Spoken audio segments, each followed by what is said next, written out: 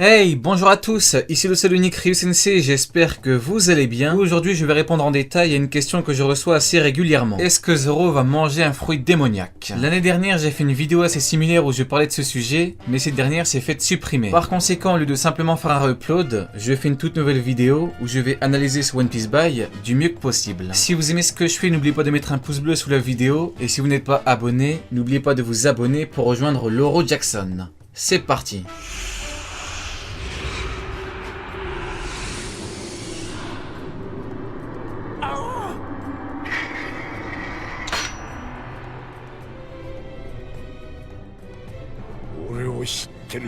Vous me connaissez, je ne vais pas simplement répondre à la question par un oui ou par un non et vous donner mon avis sur le sujet. Ce que je vais faire, c'est que je vais vous dire ce que j'ai trouvé qui pourrait nous faire croire que Zoro peut et va manger un fruit démoniaque ou pas, puis je vous donnerai mon avis avant de faire une conclusion. Tout d'abord, effectivement, Zoro est un épéiste depuis le début de One Piece, par conséquent il serait très tentant de dire qu'il est impossible que Zoro ingurgite un fruit. Problème, dans One Piece il existe un contre-exemple parfait. Ce contre-exemple, vous le connaissez tous parce qu'il s'agit de l'un des plus puissants épéistes au monde, ainsi que du second de Barbe Noire le Yonko, Shiryu de la pluie. Shiryu, c'est vraiment le contre-exemple parfait parce qu'il est épéiste depuis très longtemps. Il a 44 ans, donc forcément il était épéiste largement avant Zoro. C'est un second comme Zoro, c'est un pirate surpuissant comme Zoro, c'est l'un des meilleurs épéistes au monde comme Zoro, et il a mangé un fruit démoniaque bien après son introduction. En fait, le One Piece Buy avec Shiryu, c'est que ce n'est pas simplement un épéiste qui se bat alors qu'il a mangé un fruit démoniaque, mais parce que Shiryu est un épéiste qui se bat alors qu'il a mangé un fruit démoniaque longtemps après son introduction. Petit rappel, Shiryu a mangé le fruit de l'invisibilité qui appartenait à Absalom.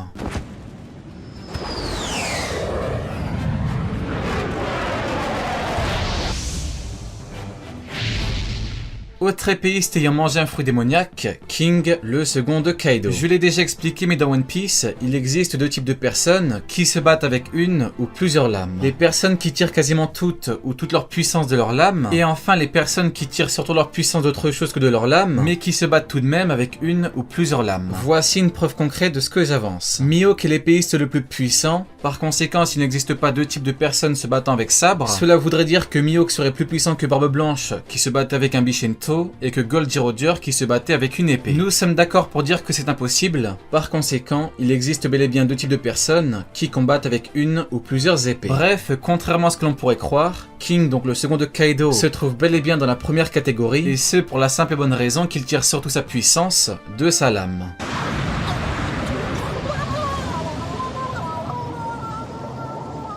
Son fruit lui permet une meilleure offensive, une meilleure défense et la possibilité de voler. Cependant, il tire surtout sa puissance de sa lame. Si je vous parle de lui, c'est parce qu'il a également mangé un fruit. Par conséquent, encore une fois, pour Zoro, rien ne nous dit que c'est impossible. J'aurais pu vous parler de Katakuri, mais ça ne fonctionne pas parce qu'à contrario, lui tire quasiment toute sa puissance de son fruit et non pas de son trident. Maintenant, vous comprenez pourquoi est-ce que c'est Luffy et non pas Zoro qui l'a battu.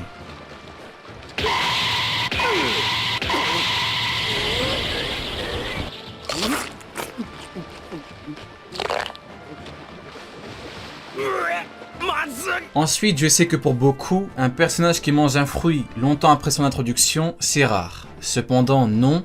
Ce n'est pas le cas. Kaku, Khalifa, Sabo, Devon ou encore Shiryu, ce n'est pas comme s'il n'y avait qu'un seul cas. Maintenant que j'ai pris du temps pour ça, laissez-moi vous dire que mes recherches m'ont amené un petit quelque chose d'assez intéressant. Si on se rappelle bien, au chapitre 702, dans l'arc de Dressrosa, Luffy avait appris que la récompense pour le grand vainqueur du Colisée était le fameux Mera Mera no Mi, donc le fruit qui appartenait jadis à Ace, son grand frère. Luffy s'était donc mis en tête de le gagner et il avait proposé à Franky de le manger. Franky avait refusé parce qu'il préférait nager, ce qui en soi est assez étrange quand on sait que Franky est un cyborg, mais Luffy est tout de même parti se battre au Colisée. On connaît la suite, Sabo est entré en scène, il s'est amusé tranquillement et a fini par manger le Mera Mera no Mi avant de clairement nous montrer que l'on pouvait rapidement s'approprier les pouvoirs du fruit démoniaque que l'on ingurgite. Là où ça devient intéressant, c'est lorsque l'on sait que Zoro n'était pas présent à ces moments. Quand Luffy a fait la proposition à Franky, Zoro n'était pas là. Par conséquent, le One Piece Buy, c'est que l'on ne sait pas quelle aurait été la réponse de Zoro. Aurait-il accepté? Aurait-il refusé? On n'en sait rien. En fait, le seul inconvénient quand on mange un fruit démoniaque, c'est que l'on perd la faculté de nager. Si on y réfléchit bien, lorsque l'on se retrouve devant un fruit démoniaque et que l'on ne sait pas de quoi est-ce qu'il s'agit, il est vrai que l'on peut se demander si ça vaut le coup, parce qu'il est possible que l'on se retrouve avec un fruit vraiment mauvais, même s'il y a plus de chances que l'on y gagne forcément au change. Le truc, c'est qu'ici, on savait qu'il s'agissait du fruit de l'ex-commandant de la seconde flotte de Barbe Blanche, que l'on connaissait la puissance du fruit en question, et même que Zoro a été impressionné des pouvoirs de Ace sur Alabasta. Par conséquent, en sachant ça, est-ce que l'on ne se dirait pas que Zoro aurait finalement accepté de perdre la faculté de nager en échange de pouvoirs aussi puissants? En plus de ça, comme par hasard, Zoro s'était fait voler le Shusui juste avant que Luffy n'apprenne l'histoire du Mera no Mi au Colisée. Du coup, est-ce qu'ici, ce ne serait pas surtout un prétexte pour que Luffy ne propose pas à Zoro de manger ce fruit? C'est vraiment très étrange. Kozo, 名乗ってみよ。ロロノアゾロ。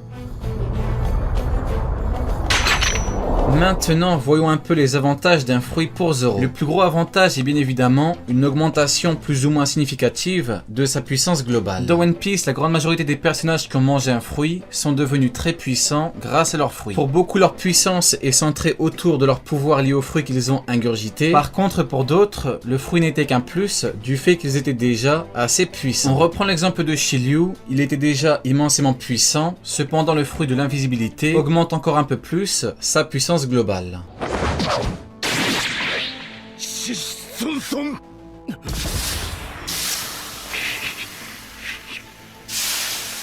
Il existe deux types de fruits démoniaques, les fruits offensifs et les fruits utiles, et le cas de Shiryu est assez intéressant parce que son fruit est de type utile. Maintenant, une question se pose. Est-ce que Zoro a besoin d'augmenter sa puissance avec un fruit démoniaque? Ce qu'il faut savoir par rapport à Zoro, c'est qu'il a une puissance assez phénoménale parce que depuis le début du Shinsekai, il n'a fait qu'humilier ses différents adversaires. Le retour de l'équipage s'est fait il y a 10 ans et Zoro n'a jamais réellement été mis en grande difficulté. Par conséquent, j'aurais tendance à dire que Zoro n'a pas vraiment besoin de fruits, cependant, il y a encore un contre-exemple parfait. C'est le même, il s'appelle Shiryu. C'est un épéiste, un second, il était très puissant et objectivement, c'est pas comme s'il avait eu besoin d'un fruit démoniaque. Maintenant pour Zoro, on sait qu'il n'a jamais été mis en grande difficulté, alors que pour Shiryu, on ne sait pas. Du coup, ça reste à voir. Le fruit de Shiryu lui permet de ne pas se faire repérer, de pouvoir attaquer tranquillement sans que son ennemi ne puisse voir d'où vient l'attaque, et enfin lui permet de se reposer et ou de fuir calmement. Sur Marineford, Moria a fui Doflamingo grâce au pouvoir d'Absalom. Du coup, quoi qu'il arrive, cela reste une faculté très intéressante. Par conséquent, c'est simple, Zoro peut très bien manger un fruit démoniaque qui lui facilitera également les combats, ce qui est désormais le cas pour son homologue Shiryu.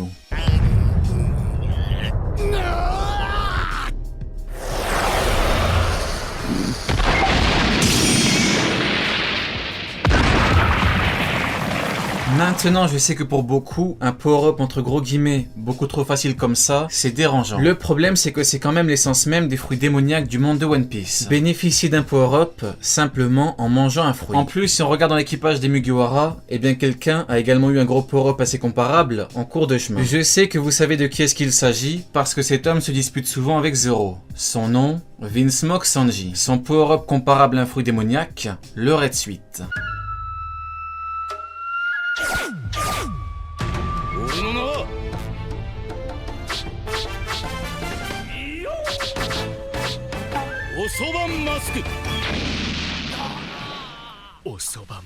Le Red Sweet, c'est clairement pour remplacer un fruit démoniaque. Par conséquent, laissez-moi vous poser une simple question. Si cela ne dérange personne pour Sanji, est-ce que cela devrait déranger quelqu'un pour Zoro? La question est posée.